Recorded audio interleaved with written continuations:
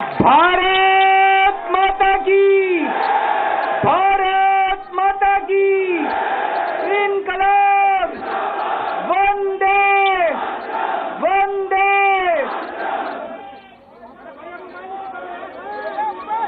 आप सब लोगों का तहे दिल से बहुत बहुत शुक्रिया। इतनी तपती धूप के अंदर इतनी देर से इतनी बड़ी संख्या में आप लोग मेरा इंतजार कर रहे हैं। मैं आपका तहे दिल से बहुत बहुत शुक्रिया अदा करना चाहता हूं। जितने लोग इस वक्त टीवी में देख रहे हैं उन सब दर्शकों का भी मैं तहे दिल से शुक्रिया अदा करना चाहता हूं। सबको मेरा नमस्कार, सबको मेरा प्रणाम। दोस्तों, सीधा जेल से मैं आप लोगों के बीच में आ रहा हूं। आपके बीच में आके बहुत अच्छा लग रहा है। 50 दिन के बाद अभी मैं, मेरी पत्नी भगवंत मान साहब, हम लोग कनॉट प्लेस में हनुमान मंदिर में गए थे। हनुमान जी का आशीर्वाद लिया, उनके दर्शन किए। फिर शिव जी के मंदिर गए, शनि जी महाराज के पास गए, उनका सबका आशीर्वाद लिया। बजरंगबली की खूब कृपा है हमारे ऊपर, हमारी पार्टी के ऊपर, देशवासियों के ऊपर। उन्हीं की कृपा से आज अचानक मैं आप लोगों के बीच में, उन्हें तो किसी को उम्मीद नहीं थी कि चुनाव के बीच में मैं जेल से बाहर आ जाऊंगा, लेकिन ऊपर बजरंगबली की कृपा है, हनुमान जी की कृपा है हम लोगों के ऊपर, और चमत्कार हुआ और आज मैं आप लोगों के बीच में हूं। दोस्तों, हमारी आम आदमी पार्टी एक छोटी सी पार्टी है, 2 राज्यों के अंदर है, अभी 10 साल पुरानी पार्टी है। हमारी पार्टी को कुचलने में, खत्म करने में प्रधानमंत्री जी ने कोई कसर नहीं छोड़ी। एक साथ हमारी पार्टी के 4 टॉप के नेता जेल भेज दिए एक साथ। अरविंद केजरीवाल, मनीष सिसोदिया, संजय सिंह, सतिंदर जैन। बड़ी बड़ी पार्टियों के अगर 4 टॉप के नेता जेल चले जाएं, पार्टी खत्म हो जाती है।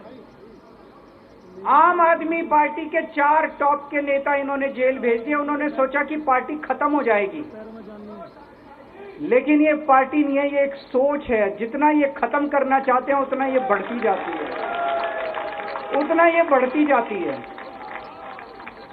ये क्रश करना चाहते हैं प्रधानमंत्री जी आम आदमी पार्टी को। जो लोग मोदी जी से मिलने जाते हैं, वो कई लोग हमें भी जानते हैं, वो बाहर आके हमें बताते हैं कि आपके बारे में सबसे पहले मोदी जी से जो भी मिलने जाता है, सबसे पहले वो केजरीवाल की और आम आदमी पार्टी की 10 से 15 मिनट बात करते हैं। उनको कहते हैं कि आने वाले समय के अंदर आम आदमी पार्टी ही देश को भविष्य देने वाली है। वो खुद भी मानते हैं। इसीलिए वो चाहते हैं कि आज ही आम आदमी पार्टी को बढ़ने से रोका जाए, इनको कुचल दिया जाए। ये तानाशाही है।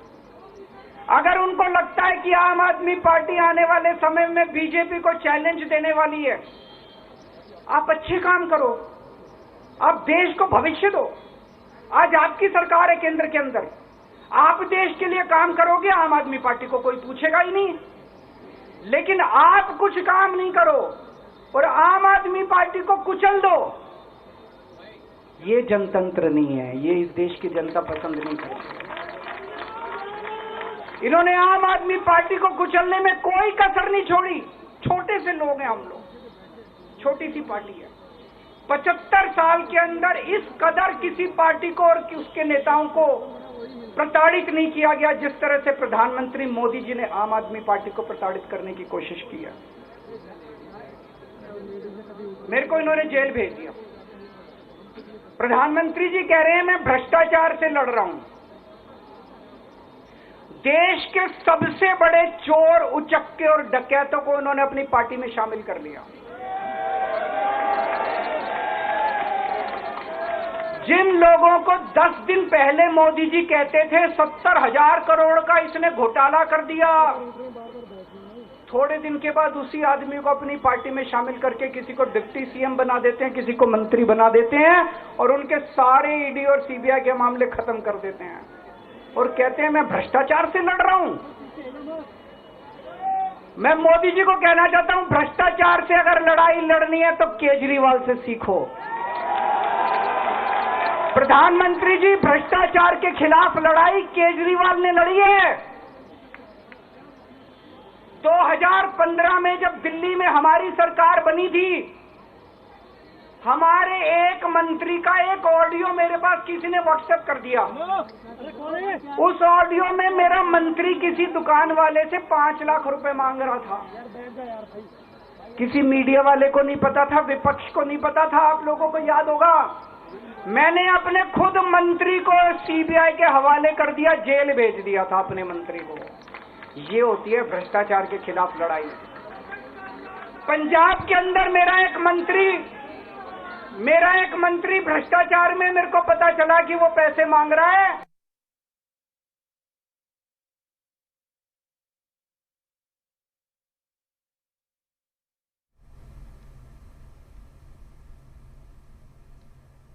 कर लो और केजरीवाल को जेल भेज दो और कहो मैं भ्रष्टाचार के खिलाफ लड़ रहा हूं। तो आप भ्रष्टाचार के खिलाफ नहीं लड़ रहे प्रधानमंत्री जी। आप देशवासियों को बेवकूफ मत समझो। देश बच्चे बच्चे की जुबान के ऊपर हो रहा है कि सारे चोर चक्कों को अपनी पार्टी में शामिल करके और ईडी और सीबीआई के सारे केस उनके रफा दफा कर देते। केजरीवाल को क्यों गिरफ्तार किया?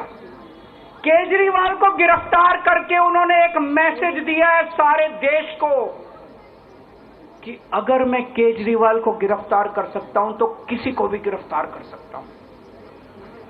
कोई केस नहीं होगा, कोई मामला नहीं होगा, तब भी मैं तुमको गिरफ्तार कर सकता हूं।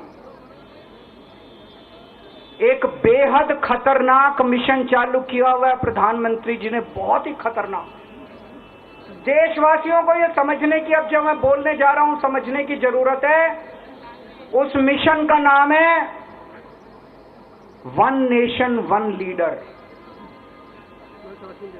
देश के सारे नेताओं को खत्म करना चाहते हैं मोदी जी और इसको 2 स्तर के ऊपर इस मिशन को चला रहे हैं। जितने विपक्ष के नेता हैं उनको जेल भेजेंगे और जितने बीजेपी के नेता हैं उनको सबको निपटा देंगे, उनकी राजनीति खत्म करते जाएंगे, उनको सबको निपटाते जाएंगे। विपक्ष के अंदर आज इन्होंने मनीष सिसोदिया को जेल भेज दिया, संजय सिंह को जेल भेज दिया, सत्यपाल केजरीवाल को जेल भेज दिया, हेमंत सोरेन को जेल भेज दिया, ममता दीदी के कई मंत्रियों को जेल भेज दिया, स्टैलिन के कई मंत्रियों को जेल भेज दिया, केरला के सीएम के पीछे पड़े हैं। अगर ये चुनाव जीत गए, मेरे से लिखवा लो एफिडेविट के ऊपर, थोड़े दिन के बाद ममता दीदी जेल में होंगी, तेजस्वी यादव जेल में होगा, स्टैलिन साहब जेल के अंदर होंगे, पिनरई विजयन जेल के अंदर होंगे, उद्धव ठाकरे जेल के अंदर होंगे, जितने विपक्ष के नेता ये सारे जेल के अंदर होंगे। अगर ये चुनाव जीत गए, इन्होंने बीजेपी का एक नेता नहीं छोड़ा। आडवाणी जी की राजनीति खत्म कर दी इन्होंने, मुरली मनोहर जोशी की राजनीति खत्म कर दी, सुमित्रा महाजन की, शिवराज सिंह चौहान जिसने मध्य प्रदेश का चुनाव जीत के दिया इन लोगों ने, शिवराज सिंह चौहान ने उसको मुख्यमंत्री नहीं बनाया, उसकी राजनीति खत्म कर दी। वसुंधरा राजे की राजनीति खत्म कर दी इन्होंने, खट्टर साहब की राजनीति खत्म कर दी, डॉक्टर रमन सिंह की राजनीति खत्म कर दी। अब अगला किसका नंबर है? योगी आदित्यनाथ। अगर ये चुनाव जीत गए, मेरे से लिखवा लो, 2 महीने के अंदर उत्तर प्रदेश का मुख्यमंत्री बदल देंगे ये लोग। योगी आदित्यनाथ की राजनीति खत्म करेंगे, उनको भी निपटा देंगे ये लोग। यही तानाशाही है दोस्तों। वन नेशन वन लीडर ये चाहते हैं, एक ही तानाशाह इस देश के अंदर बचेगा, एक ही तानाशाह इस देश के अंदर बचेगा। हमारा देश बहुत महान है, 4000 5000 साल पुराना हमारा देश है। इसके पहले पिछले 4000 साल में कई मौके आए जब इस देश के ऊपर तानाशाहों ने कब्जा करने की कोशिश की, लेकिन हमारे देश के लोगों ने उन तानाशाहों का तख्ता उखाड़ के फेंक दिया।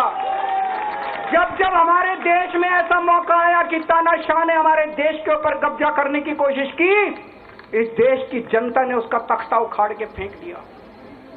आज एक तानाशाह इस देश से जनतंत्र खत्म करना चाहता है। आज एक तानाशाह इस देश से लोकशाही खत्म करना चाहता है।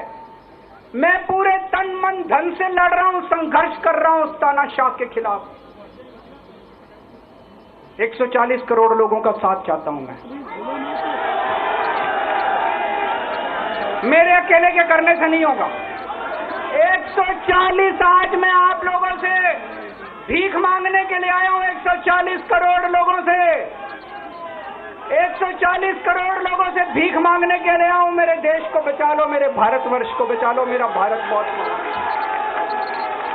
इस तानाशाही से बचा लो मेरे दोस्त, मेरे देश को।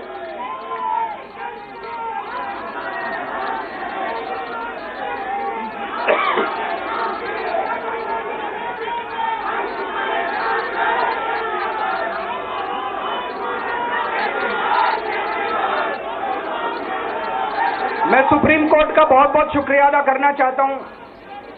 उन्होंने 21 दिन दिए हैं, एक एक दिन में 24 घंटे हैं। मैं एक दिन में 24 में से 36 घंटे काम करूंगा। पूरे देश भर में घूमूंगा इस तानाशाही को रोकने के लिए। दोस्तों, जितनी मेरे अंदर ताकत है, मेरा सब कुछ कुर्बान है देश के लिए। मेरा तन मन धन सब कुछ कुर्बान है मेरे देश के लिए। मेरे खून का एक एक कतरा मेरे देश के लिए, मेरे शरीर का एक एक कतरा, मेरी जिंदगी का एक एक पल मेरे देश के लिए। मेरे देश को बचाने के लिए मैं पूरे देश में जाऊंगा। दोस्तों, अब एक बहुत महत्वपूर्ण बात करने जा रहा हूं, उसको ध्यान से सुनना। ये लोग इंडिया गठबंधन से पूछते हैं आपका प्रधानमंत्री कौन होगा। मैं बीजेपी से पूछता हूं आपका प्रधानमंत्री कौन होगा। आप लोग सोच रहे होंगे केजरीवाल क्या बात कर रहा है, मोदी जी होंगे। नहीं, मोदी जी अगले साल 17 सितंबर को 75 साल के हो रहे हैं। बीजेपी के अंदर मोदी जी ने 2014 में मोदी जी ने खुद ने रूल बनाया था कि बीजेपी के अंदर जो भी 75 साल का होगा उसको रिटायर कर दिया जाएगा। सबसे पहले आडवाणी जी को रिटायर किया गया, उसके बाद मुरली मनोहर जोशी जी को रिटायर किया गया, फिर सुमित्रा महाजन को रिटायर किया गया, फिर यशवंत सिन्हा को रिटायर किया गया। अब मोदी जी अगले साल 17 सितंबर को रिटायर होने वाले हैं। तो मैं बीजेपी से पूछना चाहता हूं आपका प्रधानमंत्री का दावेदार कौन है। दोस्तों, अगले साल 17 सितंबर तक अगर इनकी सरकार बनी तो उस पर भी आऊंगा मैं। अगर इनकी सरकार बनी तो पहले अगले 2 महीने में योगी जी को निपटाएंगे ये, और उसके बाद मोदी जी के सबसे खास अमित शाह को ये प्रधानमंत्री बनाएंगे। तो मैं लोगों को, देश के लोगों को आगाह करना चाहता हूं, मोदी जी अपने लिए वोट नहीं मांग रहे। मोदी जी अमित शाह को प्रधानमंत्री बनाने के लिए वोट मांग रहे हैं। मैं पूछना चाहता हूं मोदी जी से और अमित शाह जी से, ये मोदी की गारंटी पूरी कौन करेगा? क्या अमित शाह मोदी की गारंटी पूरी करेंगे? जब आप अगर जो वैसे तो मेरे को लगता है मैं भी आऊंगा उसके ऊपर, मुझे नहीं लगता इनकी सरकार बन रही है, लेकिन जो बीजेपी को वोट देने जाएं वो ये सोच के जाना कि आप मोदी जी के नाम पे वोट नहीं दे रहे, आप अमित शाह के नाम पे वोट दे रहे हैं।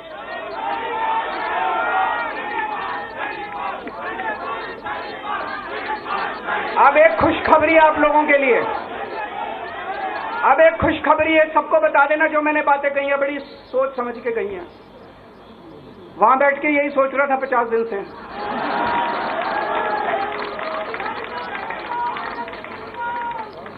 दोस्तों, पूरे देश के मेरे को बाहर निकले हुए 20 घंटे हो गए।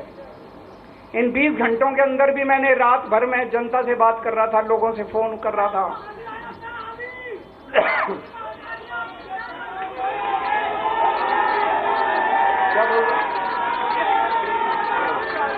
रात को आंधी आई थी।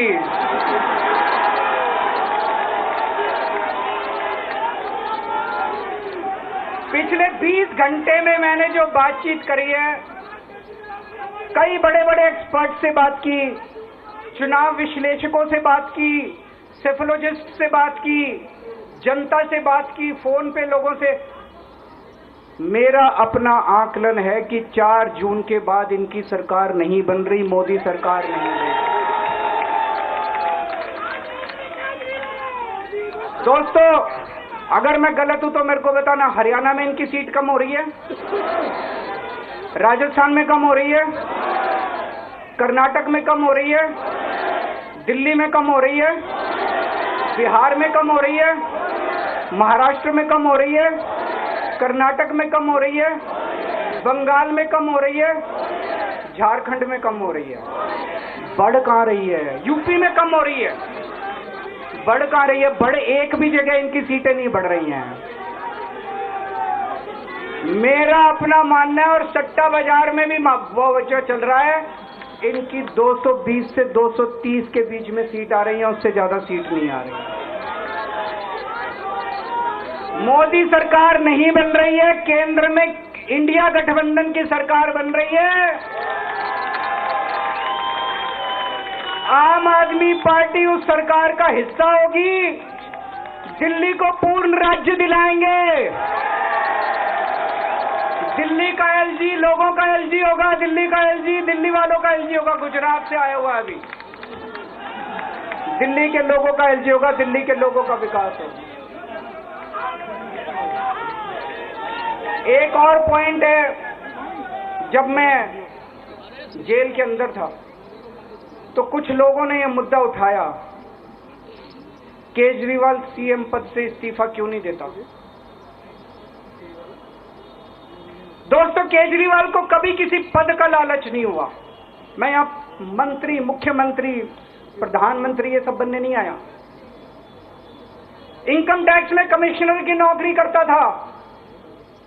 कमिश्नर की नौकरी छोड़ के दिल्ली की झुग्गियों के अंदर 1 नहीं, 2 नहीं, 3 नहीं, 10 साल तक मैंने दिल्ली की झुग्गियों के अंदर काम किया है, सुंदर नगरी और नंद नगरी की झुग्गियों के अंदर, इनकम टैक्स कमिश्नर की नौकरी छोड़ के। जब मेरे को दिल्ली की जनता ने पहली बार सीएम बनाया, असूलों के ऊपर 49 दिन के अंदर सीएम पद से इस्तीफा दे दिया था। एक चपरासी की नौकरी कोई नहीं छोड़ता। सीएम बनने के लिए लोग अपना दायां हाथ कटाने के लिए तैयार होते हैं। मैंने खुद से अपने आप सीएम की कुर्सी को लात मार दी थी 49 दिन के अंदर। मेरे लिए सीएम पद इंपॉर्टेंट नहीं है। आज मैंने सीएम पद से इस्तीफा क्यों नहीं दिया जेल जाने के बाद? दोस्तों, पिछले 75 साल में भारतवर्ष में इतने राज्यों के चुनाव हुए, इतने राज्यों के चुनाव हुए, दिल्ली के अंदर सबसे ऐतिहासिक बहुमत से आम आदमी पार्टी जीती, 55-56% वोट। एक बार 67 सीट, एक बार 62 सीट।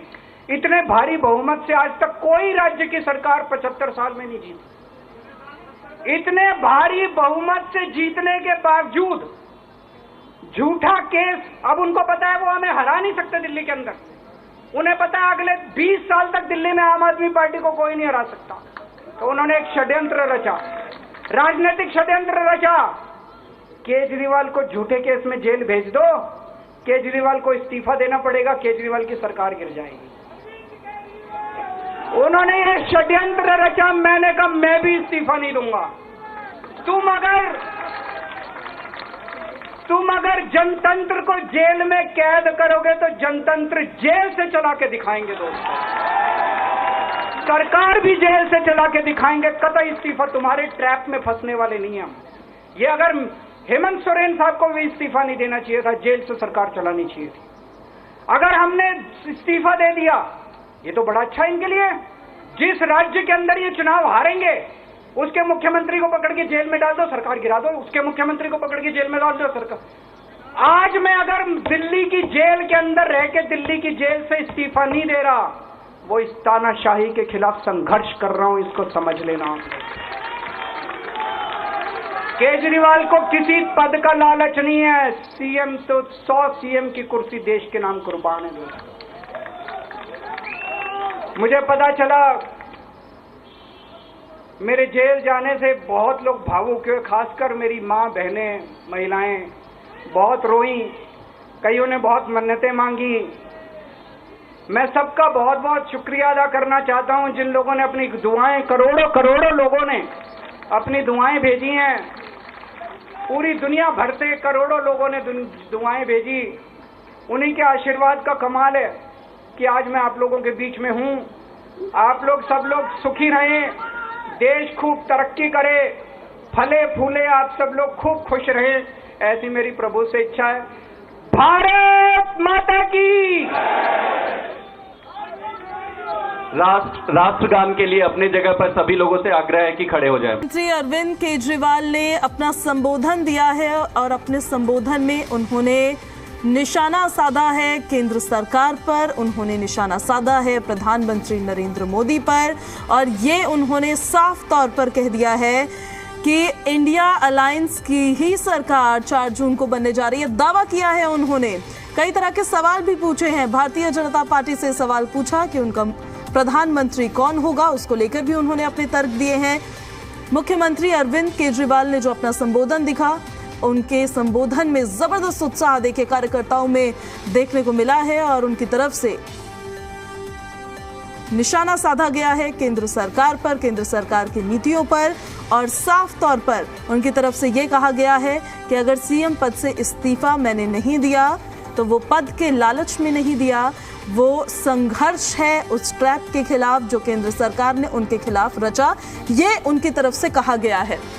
पार्टी ऑफिसर गरजते हुए नजर आए हैं। मुख्यमंत्री अरविंद केजरीवाल कई बातों का जिक्र किया है उन्होंने, जिसमें उन्होंने ये साफ कहा कि अगर सीखना है कि भ्रष्टाचार से कैसे लड़ना है तो केजरीवाल से सीखे। इसको लेकर उन्होंने अपनी ही दिल्ली सरकार में मंत्री पर की गई कार्रवाई, पंजाब में अपने मंत्री पर की गई कार्रवाई का हवाला दिया है। कई बातों का जिक्र उनकी तरफ से किया गया है और कहा है कि भ्रष्टाचार के खिलाफ लड़ाई केजरीवाल ने लड़ी है, केजरीवाल लड़ रहा है। अगर विपक्षी पार्टियों के नेताओं को जेल में डाल दिया जाएगा, झूठे केसेस में फंसाकर विपक्ष को खत्म कर दिया जाएगा, तो ये देश के लिए किसी तानाशाही से कम नहीं होगा के आरोप मुख्यमंत्री अरविंद केजरीवाल लगाते हुए नजर आए हैं भारतीय जनता पार्टी पर, केंद्र सरकार पर, और उन्होंने ये दावा किया है कि 4 जून को इंडिया अलायंस की सरकार देश में बन रही है और भारतीय जनता पार्टी यानी एनडीए अलायंस की सीट्स कम हो रही है। करोड़ों लोगों ने अपनी दुआएं भेजी हैं। पिछले 20 घंटे में मैंने जो बातचीत करी है, कई बड़े बड़े एक्सपर्ट से बात की, चुनाव विश्लेषकों से बात की, सेफोलॉजिस्ट से बात की, जनता से बात की, फोन पे लोगों से। मेरा अपना आकलन है कि 4 जून के बाद इनकी सरकार नहीं बन रही, मोदी सरकार नहीं बन रही। अगर मैं गलत हूं तो मेरे को बताना। हरियाणा में इनकी सीट कम हो रही है, राजस्थान में कम हो रही है, कर्नाटक में कम हो रही है, दिल्ली में कम हो रही है, बिहार में कम हो रही है, महाराष्ट्र में कम हो रही है, कर्नाटक में कम हो रही है, बंगाल में कम हो रही है, झारखंड में कम हो रही है। बढ़ कहां रही है? यूपी में कम हो रही है। बढ़ कहां रही है? बढ़ एक भी जगह इनकी सीटें नहीं बढ़ रही हैं। मेरा अपना मानना है, और सट्टा बाजार में भी वो जो चल रहा है, इनकी 220 से 230 के बीच में सीट आ रही है, उससे ज्यादा सीट नहीं है। ये लोग इंडिया गठबंधन से पूछते हैं आपका प्रधानमंत्री कौन होगा। मैं बीजेपी से पूछता हूं आपका प्रधानमंत्री कौन होगा। आप लोग सोच रहे होंगे केजरीवाल क्या बात कर रहा है, मोदी जी होंगे। नहीं, मोदी जी अगले साल 17 सितंबर को 75 साल के हो रहे हैं। बीजेपी के अंदर मोदी जी ने 2014 में मोदी जी ने खुद ने रूल बनाया था कि बीजेपी के अंदर जो भी 75 साल का होगा उसको रिटायर कर दिया जाएगा। सबसे पहले आडवाणी जी को रिटायर किया गया, उसके बाद मुरली मनोहर जोशी जी को रिटायर किया गया, फिर सुमित्रा महाजन को रिटायर किया गया, फिर यशवंत सिन्हा को रिटायर किया गया। अब मोदी जी अगले साल 17 सितंबर को रिटायर होने वाले हैं। तो मैं बीजेपी से पूछना चाहता हूं, आपका प्रधानमंत्री का दावेदार कौन है? जब जब हमारे देश में ऐसा मौका आया कि तानाशाह ने हमारे देश के ऊपर कब्जा करने की कोशिश की, इस देश की जनता ने उसका तख्ता उखाड़ के फेंक दिया। आज एक तानाशाह इस देश से जनतंत्र खत्म करना चाहता है, आज एक तानाशाह इस देश से लोकशाही खत्म करना चाहता है। मैं पूरे तन मन धन से लड़ रहा हूं, संघर्ष कर रहा हूं उस तानाशाह के खिलाफ। 140 करोड़ लोगों का साथ चाहता हूं मैं। मेरे अकेले के करने से नहीं होगा। 140 आज मैं आप लोगों से भीख मांगने के लिए आया हूं, 140 करोड़ लोगों से, 140 करोड़ लोगों से भीख मांगने के लिए आया हूं। मेरे देश को बचा लो, मेरे भारतवर्ष को बचा लो, मेरा भारत बहुत महान है। आने वाले समय के अंदर आम आदमी पार्टी ही देश को भविष्य देने वाली है, वो खुद भी मानते हैं। इसीलिए वो चाहते हैं कि आज ही आम आदमी पार्टी को बढ़ने से रोका जाए, इनको कुचल दिया जाए। ये तानाशाही है। अगर उनको लगता है कि आम आदमी पार्टी आने वाले समय में बीजेपी को चैलेंज देने वाली है, आप अच्छे काम करो, आप देश को भविष्य दो। आज आपकी सरकार है केंद्र के अंदर, आप देश के लिए काम करोगे, आम आदमी पार्टी को कोई पूछेगा ही नहीं। लेकिन आप कुछ काम नहीं करो और आम आदमी पार्टी को कुचल दो, ये जनतंत्र नहीं है, ये इस देश की जनता पसंद नहीं करती है।